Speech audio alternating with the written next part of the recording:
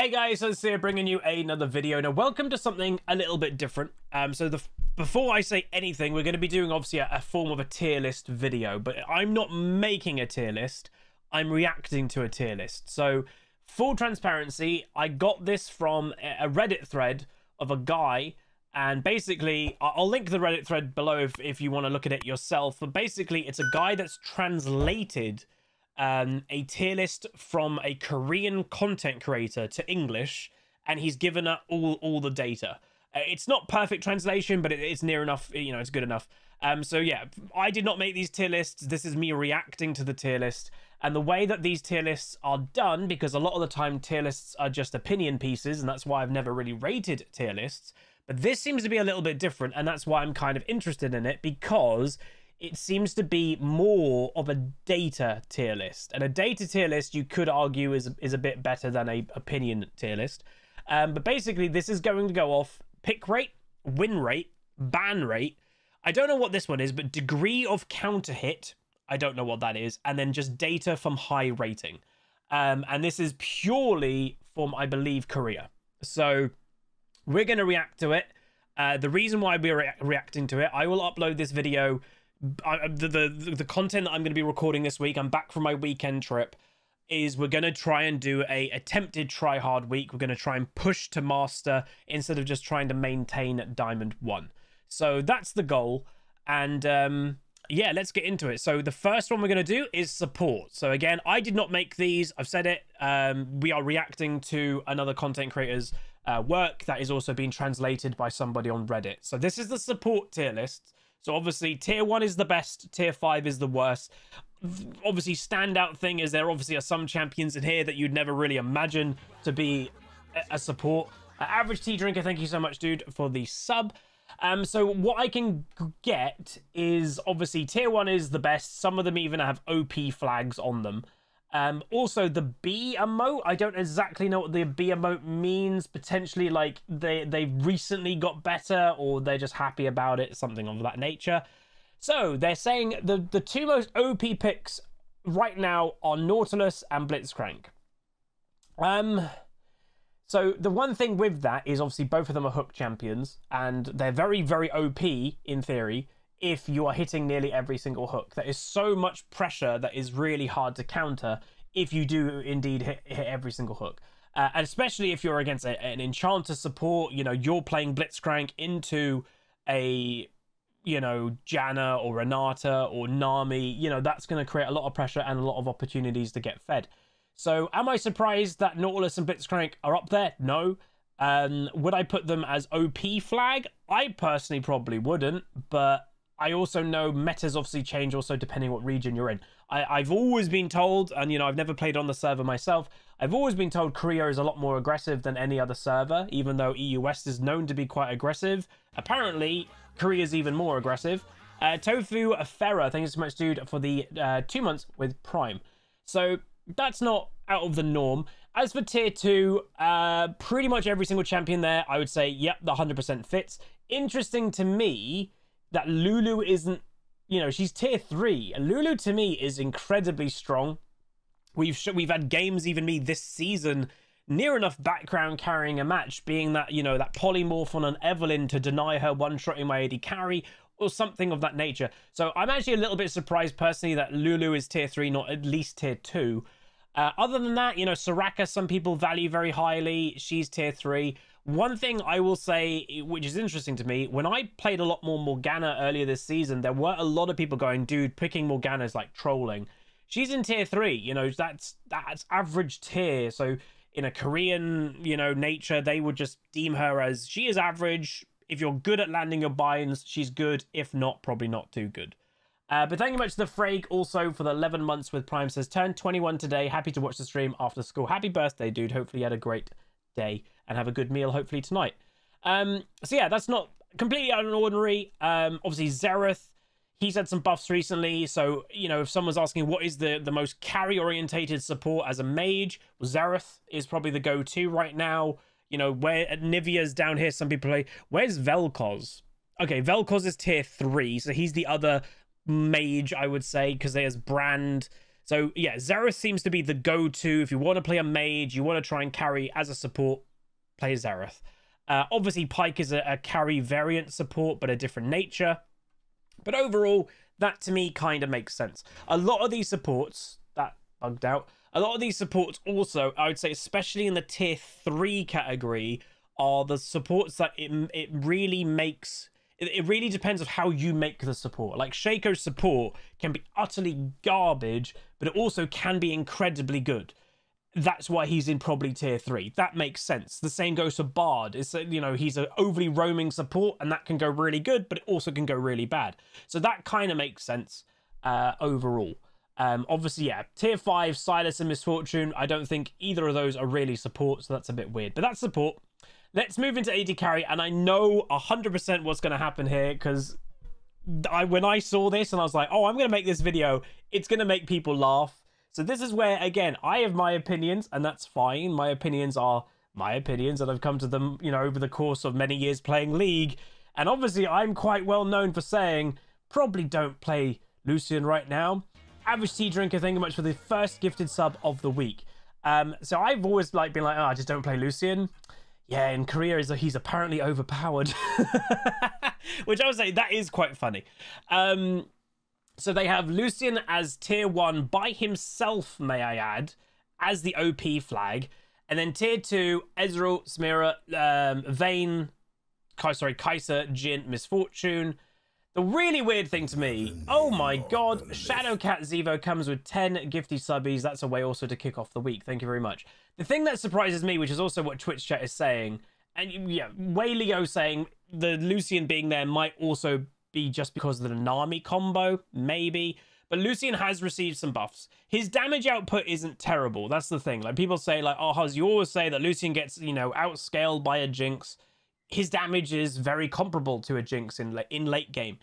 It partially is. Again, the big point is if Lucian can get on somebody. His range, obviously, is incredibly low compared to some of these other AD carries. And in modern-day League of Legends, as we all know, and it might be changing very soon, but with what Riot Access is saying, but is, you know, if a mage or an assassin in late game just sneezes on an AD carry, they're dead. So something like Lucian, who struggles, you know, with range, that's his part of his kit, he can very much struggle, given, you know, if he doesn't get really ahead or anything like that. The one thing I will say also, this obviously is a Korean AD carry tier list. We've already mentioned in this video that Korea is known to be the most aggressive server than any. So where you're seeing Lucian right at the top, you're seeing Samira quite high up too, they are very aggressive picks that need to snowball and do snowball if they win lane. So maybe, again, that's the Korean mark. The big surprise to me, I will say, is Aphelios tier 5. Like, that completely goes against what other pros around the world are doing. And obviously this is, I would say, a solo queue tier list, not necessarily a pro tier list. But Zeri also down there, Caitlyn, Jinx, Xayah, you know, the most dominant AD carries that have just been in League of Legends for the last couple weeks have been Jinx and Xayah, and they're in tier 4. So that's a bit crazy to me personally. Like, they're having things like, you know, Misfortune above a Jinx. In my mind, that makes no sense. But again, it goes off the Korean data, etc., etc. So am I surprised that Lucian's up there? A little bit. You know, am I surprised that he's by himself in tier 1? Yeah. You know, also Ezreal is in tier 2. And here's the thing. I've never denied Ezreal's strength. I think people know that. What I've always said to people is you need to play... Let's just say you're playing averagely in solo queue, and at any given time when you're playing solo queue, you're never playing at 100% your best. You're just not. You're human. Say you're playing at 75 to 80% your best. In order to be the same level of power as like other AD carries, but with Ezreal, you need to play at 90-95% of your best to be equivalent of a Kai'Sa playing at 75%. That's the thing with Ezreal. That's hard, you know, but that is the thing. A Korean tier list where, again, their mechanics are known to be amazingly good and all of that stuff. Maybe it's different there. But yeah. Apparently Dragons is saying potentially the ones with white borders might be, if you main that champion, it could be a bit better, possibly. That makes partial sense, maybe. But there we go. That's AD carry. Now let's move on to mid, which obviously is my primary role. So this is going to be interesting to me. Obviously, I've said this whole season, Anivia is like secret OP and she deserves to get nerfs. So I've not seen the mid lane one yet. I've not looked into it in detail, so I actually do not know what tier Anivia is in. So this is going to be interesting to me, because if she's at the bottom or near the bottom, that's going to be crazy, because you guys have seen Anivia performances that, like, damn, she's strong. And she is. She just, for some reason, Anivia is never really popular to be given, like, crazy data. So this is going to be interesting. Tier 3. Okay, so she's in tier 3. That's probably about what I'd maybe say, like, the average person thinks Anivia is in. Someone's saying, do I think Lucian is stronger in mid or AD carry? AD carry. He does not belong in mid at all. And so that is evident here. Look, you had him in AD carry. He's OP tier 1 by himself. And in the mid lane, he's in tier 5. Like, Lucian cannot survive in mid lane in modern day League. So, mid, tier 1, they've got Ahri. They've got more things in tier 1, though. But they've got Ahri as the double OP flag. You've got Vex also about. You've also got Cat and Zed. So that, to me, does partially make sense. And Ahri obviously got incredible popularity in her rework. And, you know, partially what I would say is sometimes there are very strong champions that kind of, for some reason, just kind of go under the radar. But there are also, when a very popular champion gets a little bit of a buff or a little bit of a change, they just skyrocket. Moxim, thank you so much for the 26 months tier 1. Ahri, you know, whether you want to get into the philosophy or whatever, you know, the background stuff, she is a Fox mage, very popular kind of design champion. So when they give her a little bit of strength, she's going to skyrocket in popularity. That is just the nature of it. So Ahri, I would say, yeah, she definitely is there. Vex obviously is a good counter pick and also does burst herself. She's not what she was really designed to be. She was designed to be... I think originally she was designed to be artillery, and then they changed her to be anti-mobility, but now really she's just burst herself. And then obviously you've got Cat and Zed. That was for Moxim, thanks bud. So Katarina, again, is always going to be ridiculously strong. Apparently her AD build is back in full swing, so probably that's going to be clamped down probably quite quick. And really, you know, I'll even admit, even though I don't like Katarina, Zed and Katarina are quite kind of two halves of the same coin.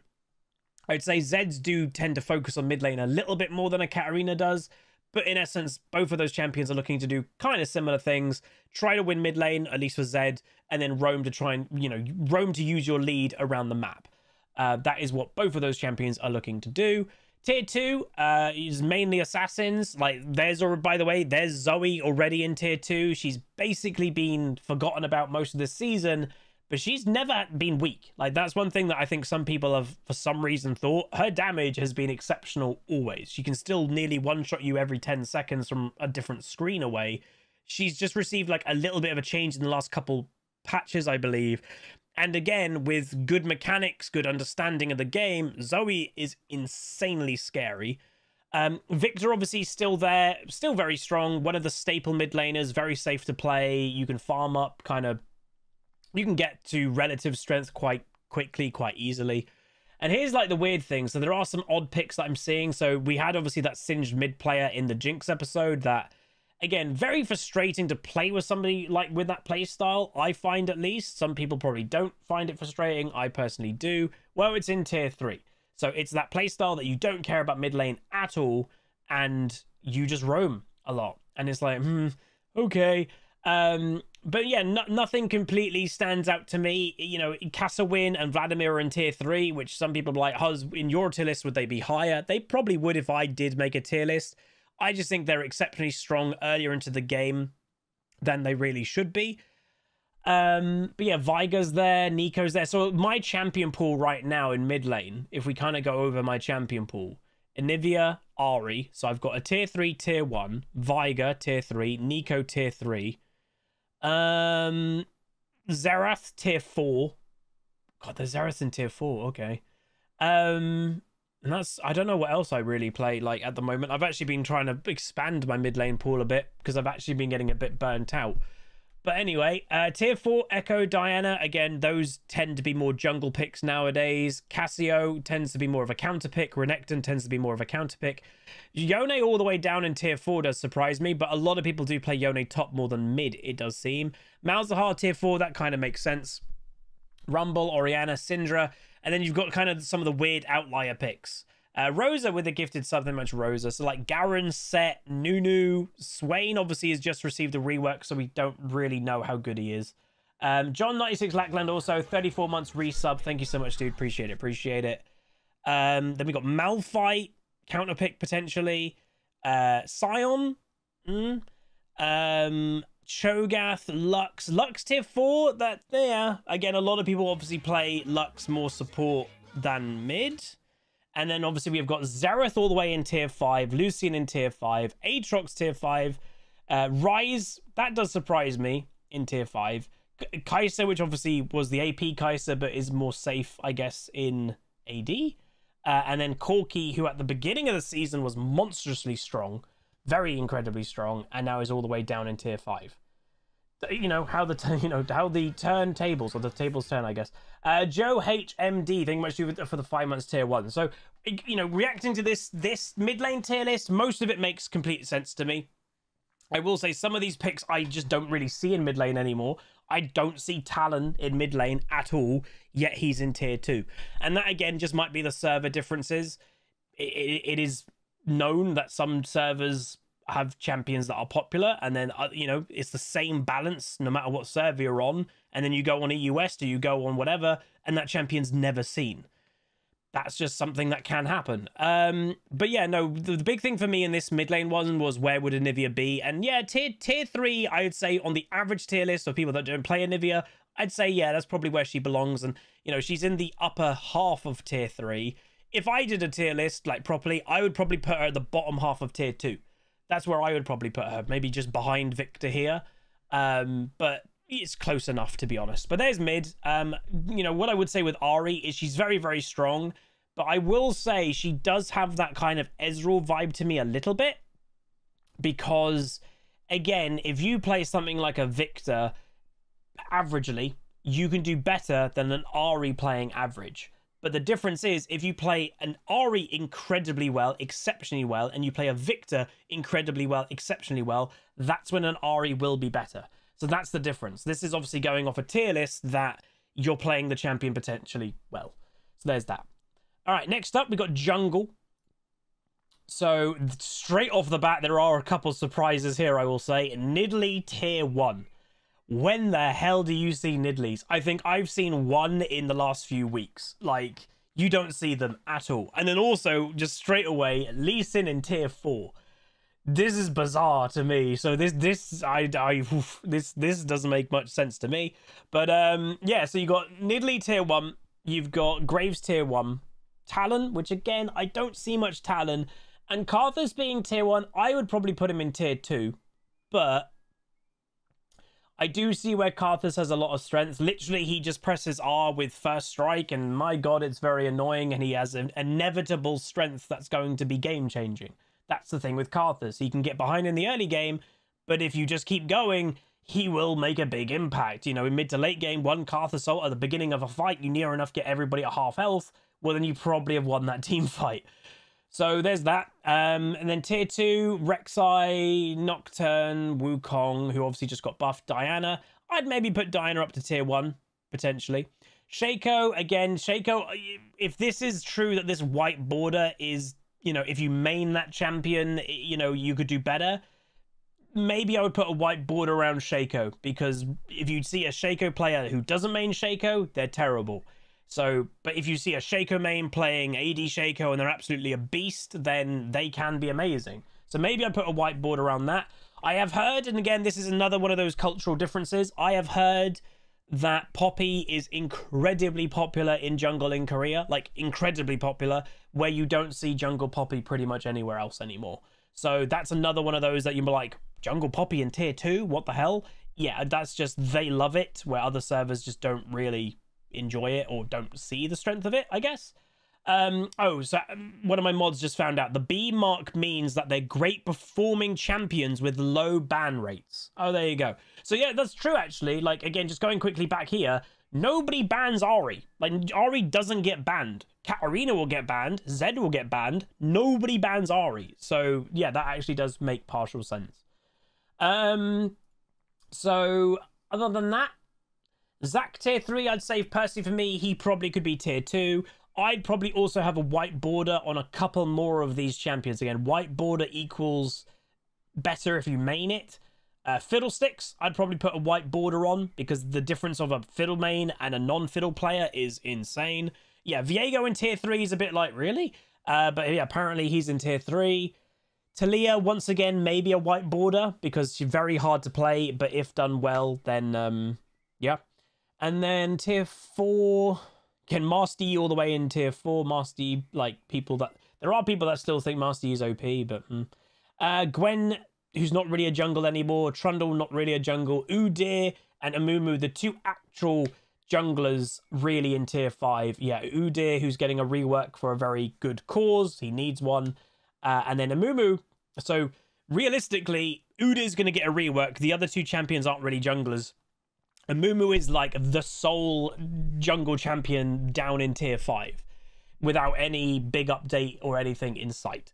That's obviously not good for Amumu. You know, if you remember at the beginning of the item rework, Amumu was incredibly overpowered. Yeah, how he has very much fallen. Basically to what he normally is. You know, Amumu is not an incredibly strong pick. He is much more of a, oh, I'm going to pick Amumu to enable a wombo combo than anything else. Like, Curse of the Sad, Bullet Time, obviously is a very, very famous combo that you're putting Amumu and Misfortune together, and it's not a bad combo. So, other than that, other picks that do surprise me, Lilia, you could argue, in high rating at least, and again, this is going off Korea high rating data. Maybe a bit surprising that maybe even Evelyn and Lilia are in tier 4. Maybe I'd actually expect them to be a bit higher. Honestly, if it is going off that type of data, maybe I'm surprised that Master Yi isn't tier 5. But yeah, and someone did make a good point. Olaf isn't even here. So I don't even think Olaf was in top lane. I don't remember seeing him in top lane.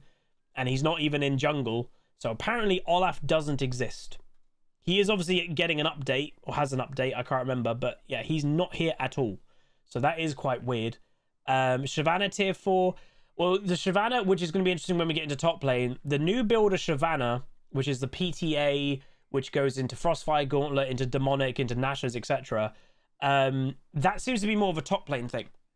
So it'll be interesting to see if Shyvana is tier 4 in the jungle, but maybe she's tier 2 in top. That's going to be quite interesting.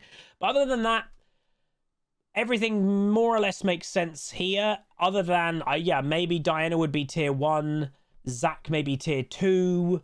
And little tweaks, like nothing too much. What does the B mean? The B's mean it's a champion that has it does very well, but has a low ban rate. So like Nidalee has 3 Bs, so that champion just doesn't get banned at all, yet it's incredibly good performing.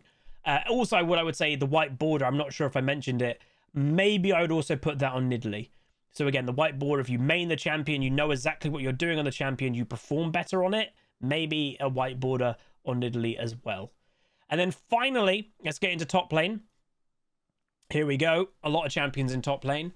So, quite interestingly enough, Gangplank is apparently the pick right now. He did receive some buffs that I even admit as a Gangplank, you know, I haven't really played him a lot this season, but I love Gangplank. He didn't need those buffs. I actually don't know why Riot gave him those buffs at all. I don't think anybody does. He was doing completely fine. He scales incredibly well. If you have a certain playstyle, which I'd say I've always struggled with that playstyle, he wins lane. You know, that's the thing. He does win lane. So he also doesn't really get banned either. So there's that. They still rate Darius as a tier 1 pick, which I'd say that does surprise me a bit. Fiora, yes. Aatrox, yes. Surprising to me that maybe Camille isn't up there. Where is Camille? Tier 2. She's like just under halfway of tier 2. That does surprise me a bit, if I'm completely honest. The Zweep Doctor, thank you much for the brand new Prime. Apologies about the audio. I don't know why it's bugged right now. And yeah, someone just pointed out there's no Shyvana either. So again, the thing that I just mentioned in the jungle, that, oh, the new Shyvana build, it seems to be more of a top lane thing. She's not here. So again, these tier lists, I've always said tier lists aren't perfect. This is a Korean content creator who's done it off data. And so it's not going to be perfect, clearly. And yeah.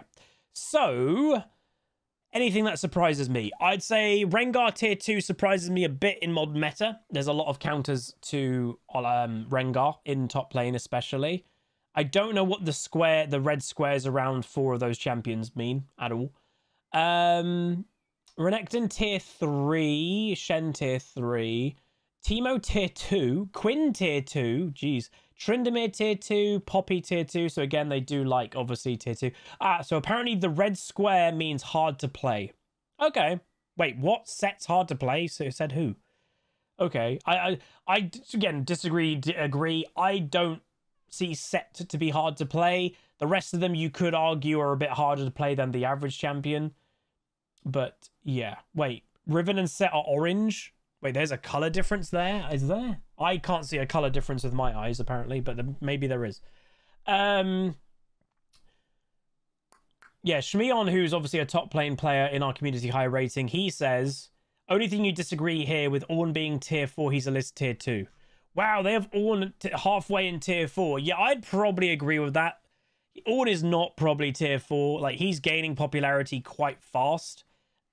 He also is strong in himself. We've always joked that Ornn is actually secretly an assassin. But he obviously also gives strength to your team that no other champion does too, in the form of 1,000 gold buffed up item. I'd at least have Ornn in tier 3. Like, at least. So you do have, like, with knowing, you have a couple, like, cheesy picks kind of in this tier list too, obviously throughout. So, like, Victor top, Vayne top, Lucian top. And, you know, a lot of these kind of cheesier picks, as you can kind of clearly tell, they're not high up on the tier list. You know, that's the thing. So, anything that really stands out to me here? Not particularly. Maybe Gwen tier 4 surprises me a bit. Maybe at least tier 3. Tier 5, obviously, some weird picks there. Lee Sin top. People don't really play Lee Sin top. Heimer, not really. Xin, not really. Ryze. I will say, both mid and top, it has surprised me how bad Ryze has done in these tier lists. Ryze, I know he's never had great data, and that's probably why, because, again, this is a data tier list. He's never had great data to fall back on, but he's always been that kind of dude. He's taking over a pro tournament, MSI or Worlds, but he's got a 42% win rate. That's Ryze in a nutshell. So, again, do these tier lists mean these champions are weak? Clearly not. You know, champions can do well no matter what tier, you know, they're putting in someone's list. But, yeah, it does partially surprise me that Yone's tier 4, I would say. Maybe a tier 3 pick, maybe midway through tier 3. Which, again, tier 3, if you're always taking it, is the average. And if you're in the upper half of tier 3, you're above average. Lower half, you're below. So, yeah. But maybe, and this is the thing, is that white border. If the white border is, you know, this champion does better. If you main the champion and you know that champion, put a white border around Yone, stick him up all the way into tier 2, probably. Like, that's the thing. A Yone that knows what they're doing is very annoying and is quite hard to deal with. But, yeah. So, yeah, there are some surprises here. Again, I would boot Camille up to tier 1. Gangplank, so, again, is Gangplank really overpowered right now? I think what makes Gangplank so strong, obviously, he got buffs that he didn't need. That's always going to help a champion that's already strong. He can actually deal a lot with the meta top laners. You know, whether he wants to beat them in lane, he can some. Or he can just outscale them. He also does that. Like, if he's against a Darius, a lot of the time you probably don't want to fight a Darius in a compromised position if he's got Ghost up, etc. But you know, oh, I'm going to beat you eventually. And here's the thing, the Darius knows that too. So that's the strength of Gangplank. He actually beats a lot of champions in top lane. He also does incredibly well against some of the range matchups because of barrels and his Q, like Quinn, Teemo, Kennen. He does well against them, given that the Gangplank is good. And that's the thing. He is hard to play. Like, again, people could probably, like, yell and scream about how OP Gangplank is, but then if they jump on the champion, they'll probably end up feeding. He's hard to play. He's one of League's hardest champions, and that is also part of the problem. Is when it comes to with Riot's balancing nowadays, that they mainly go off data, not feel, is the data may show that Gangplank isn't very strong because, oh, his win rate's not very good and all of this stuff. But then you take a portion of the players, let's say the top 1% of the game or whatever, they are also, you know, they're all very, very good players. They can make a champion that's a bit hard to play work very, very well. That's the problem. And that's where, again, Riot used to basically balance off feel and like trickle down high to low rating. Now they just go off data, and that is part of the problem. So that is where a lot of the community for ages have been screaming of like, please don't just go off data. You need to go off feeling too. Something like Gangplank, his data may not show that he's overpowered, but everybody could scream that he is in high rating. That's the difference. It's why, like, again, back in the day, you used to get champions like Xerath or Rise that used to get nerfed with 44, 43% win rates. You don't really see that anymore because on Riot's parameter, oh, he's got a bad win rate. That means we need to buff him instead. That's the problem. But overall, I more or less agree with this-ish. There are some things, again, we'd swap around here or there. There'd also be a bunch of champions that I'd probably put the white border around that shows if you play that champion, you know, you'd be better. Like Singed, I don't think Singed is a tier 3 champion unless you play that champion. Like, throw an average top laner on Singed, they're probably going to struggle. If you throw a Singed main on Singed, they'll probably do pretty good. That's the difference. Maybe even same for Sion. Hell, like, again, Sion, quite easy to play, but depending what strategy you do, can be very, very effective, as I've even shown in a recent game myself. But give a non-Sion player a certain strategy, not great, but you'll see. But there we go, something a little bit different. Don't really do this ever, and I just thought as a little bit of a different thing, if anything completely stood out to me, then maybe it'd be interesting, and also to create a conversation. Let me know what you guys thought down below. Again, this isn't my tier list. This is just reacting to Korea tier list. Again, I don't rate tier lists incredibly heavily because in essence, you can get to high rating or whatever rank you really want, playing whatever champion you want. The one thing I don't want is people to kind of completely judge their champion pool and everything off a tier list. Do not do that. That is a really bad thing to do. But what sometimes these can do, if anything, is you're I don't know, a Victor player. Oh, Victor's in tier 2. Okay, that means, you know, the champion's in relatively good strength. That means the champion itself is not holding me back. If you want to do it that way, sure. But overall, again, don't take these completely serious. It's just more of a bit of fun. At least that's the way that I'm doing it anyway. But that's going to be it. If you guys enjoy, throw a like on it, throw a comment, throw a subscribe. See you guys next time. Goodbye. Call down the reckoning.